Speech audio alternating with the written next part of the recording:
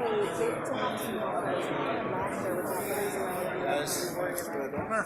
Hello. Hey. How's everybody holding up?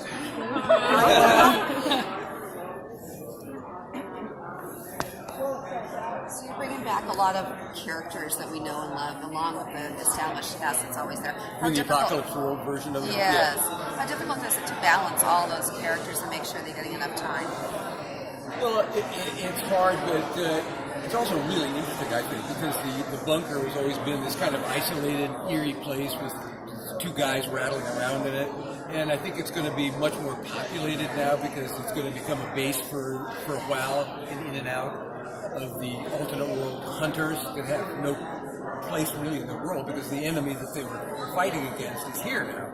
So they're here and they are learning to become hunters in this planet, and Sam's learning to wrangle the hunters. So it's much more of a hub of activity going on in the bunker than we've ever seen before.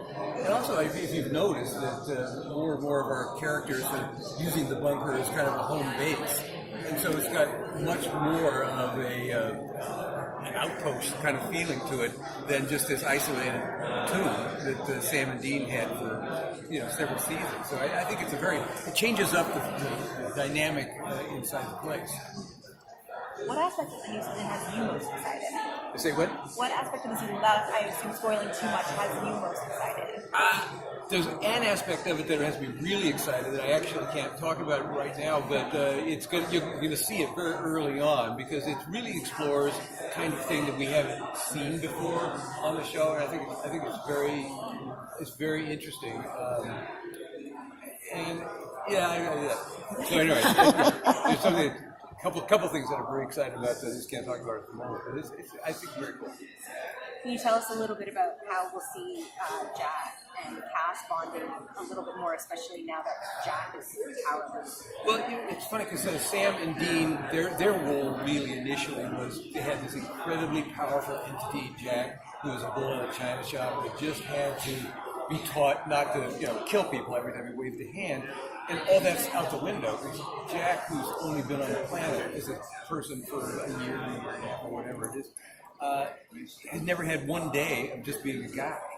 So he's got to figure that out. So Cass has been there.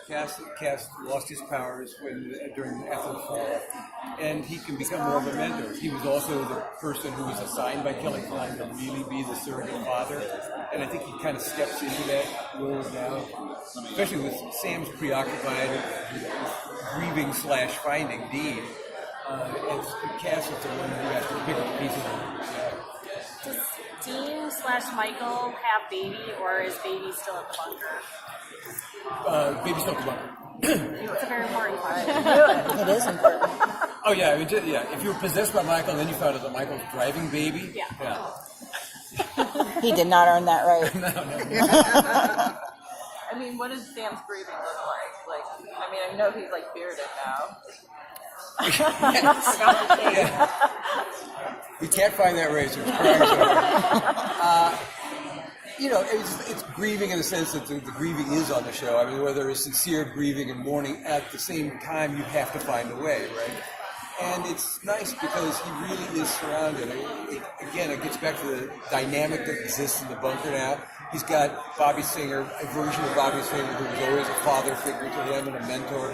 His mother is there, Cass is there, and they're literally there. So he's got a lot of support, and not only just support in trying to marshal the effort to find Dean, but just emotional support. People say, you've been here before, you've almost lost, and yet you somehow pulled it out. You can do it again. So, he's got that. So it helps because I think sometimes we play the boys with their grief, and they've had literally nowhere to go with it. Been very, very isolated. And right now, the dynamic has been changed up enough where there's cushion. Can you talk about in what capacity we're going to be seeing returning characters like Sister Joe or Jody Mills? Sister Joe is in the very first episode. So, we're going to see her right away. Jody Mills appears fairly early on, certainly in the first several episodes. We're going to see Jody. And then we've got an alternate world version of Charlie, alternate world Bobby, And those weren't just token appearances. I mean, they really are going to come to be part of the plots.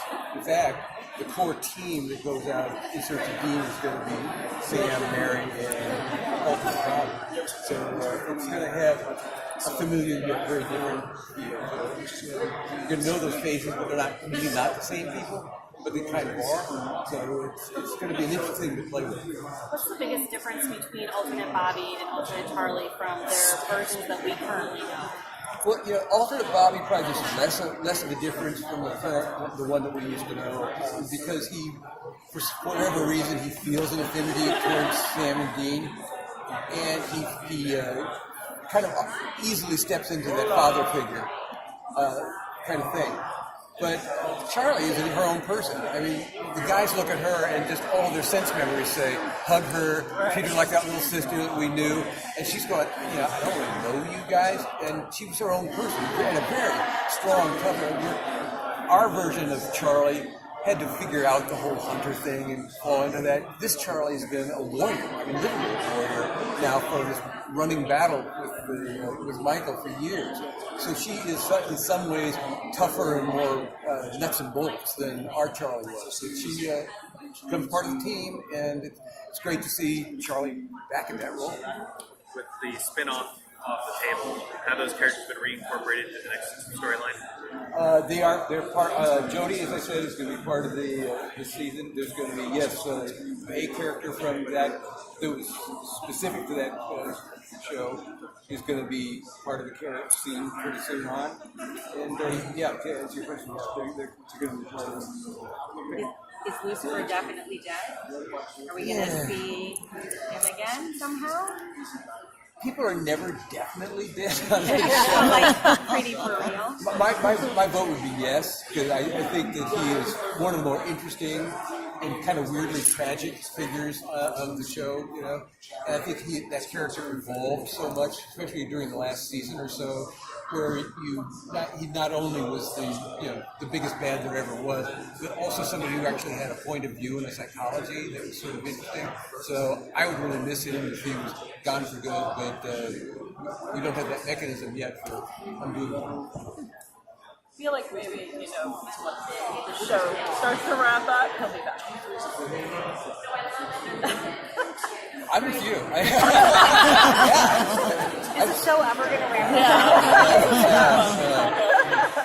Well, it depends on a certain couple of people. I mean, does the fact that the season is 20 episodes, is that a different challenge for you guys? You're getting 3 less episodes? Less than you would think. I mean, it's only 3 episodes less. I think from viewer standpoint, it's going to be nice because there's going to be, I think, a stronger emphasis on keeping the myth arc alive. I think if there was a complaint about some of the episodes, is that even though if the episode worked and they liked the episode, it just felt like it was out there by its lonesome, that it just got pulled in from some other universe and dropped into the mix.